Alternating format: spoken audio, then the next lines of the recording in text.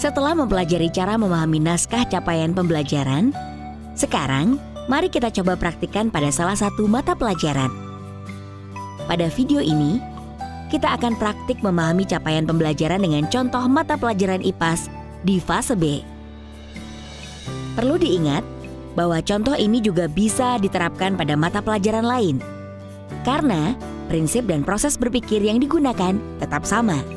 Mari mulai dengan melakukan langkah pertama, yaitu memahami rasional. Dimulai dari memahami, mengapa peserta didik perlu mempelajari mapel ini.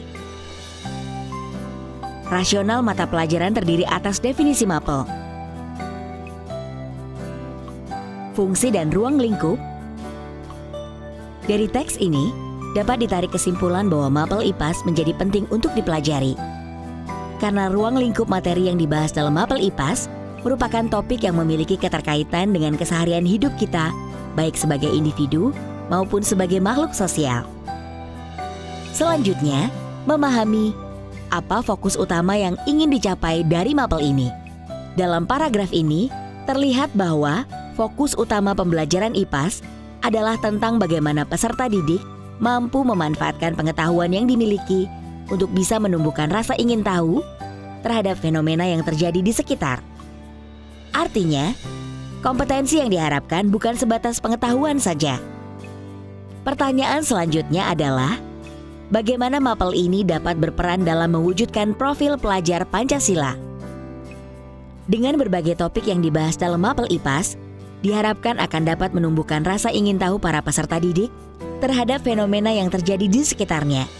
Keingintahuan ini juga diharapkan dapat menumbuhkan sikap akhlak mulia terhadap dirinya, terhadap alam, juga mengasah daya nalar peserta didik untuk menjadi lebih kritis, kreatif, dan juga mandiri.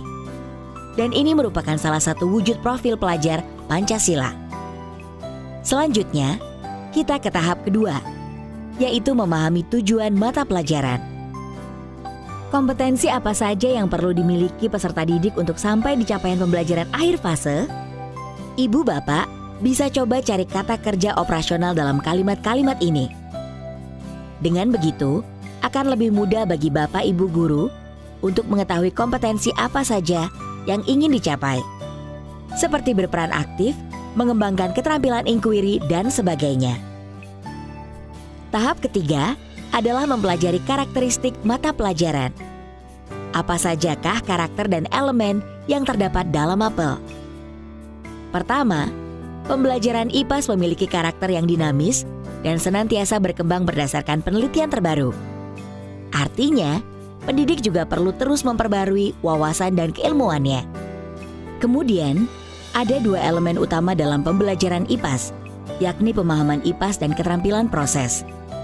Elemen pemahaman IPAS memuat penjelasan mengenai peran pemahaman terhadap ilmu pengetahuan dalam penyelesaian masalah di kehidupan sehari-hari. Sedangkan pada elemen keterampilan proses, kita dapat mempelajari mengenai peran keterampilan inquiry dalam pendidikan sains. Elemen keterampilan proses menjadi kompetensi yang perlu dimiliki oleh murid untuk menunjang pemahaman sains. Artinya, pendidik bisa menggunakan 6 keterampilan ini sebagai siklus pembelajaran untuk mencapai elemen pemahaman IPAS. Jadi, setiap mempelajari ruang lingkup materi apapun, peserta didik selalu melalui proses sebagai berikut.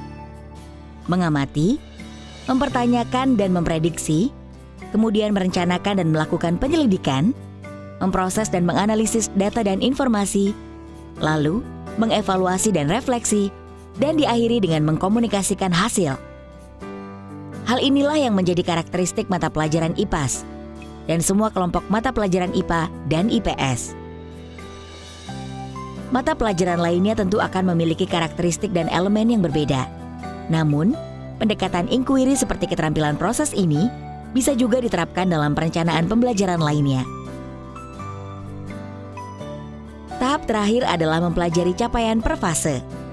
Dalam bagian ini, kita bisa mencari tahu mengenai 1. Apa yang akan dipelajari di fase ini. 2. Kata-kata kunci apa yang penting dalam CP. Ibu bapak bisa mempelajari fase yang dimana ibu bapak mengajar dan menandai kata-kata kunci yang memuat kompetensi dan ruang lingkup yang akan dipelajari. Misal, dalam kalimat ini disebutkan peserta didik akan mempelajari keterkaitan antara pengetahuan IPAS dengan konsep-konsep yang ada di lingkungan sekitar. Artinya, pembelajaran mengenai konsep IPA dan IPS harus bersifat kontekstual dan dikaitkan dengan keseharian murid. Kemudian murid perlu menunjukkan pemahamannya dengan menyelesaikan tantangan yang dihadapi dalam kehidupan sehari-hari. Pada tabel elemen, kita bisa melihat lebih rinci kompetensi dan ruang lingkup yang akan dipelajari di fase tersebut. Jika diperlukan, pendidik bisa mempelajari juga fase sebelum atau setelahnya untuk membantu melihat kesinambungan antar fase. Dengan memahami CP IPAS ini, pendidik bisa mengetahui di antaranya, mapel IPAS tidak berfokus pada banyaknya pengetahuan yang diserap peserta didik, tapi bagaimana peserta didik menerapkan pengetahuannya. Mapel IPAS menekankan pada keterampilan proses atau inquiry pada siklus belajarnya. Hal ini sangat mempengaruhi pada perencanaan belajar nantinya.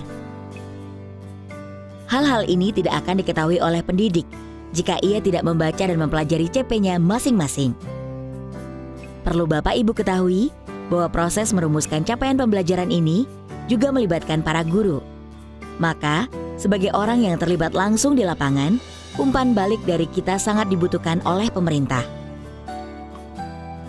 Dengan memahami CP, merumuskan TP, dan menyusun ATP sampai modul ajar, maka Ibu Bapak juga kelak dapat memberikan masukan kepada pemerintah terkait CP ini.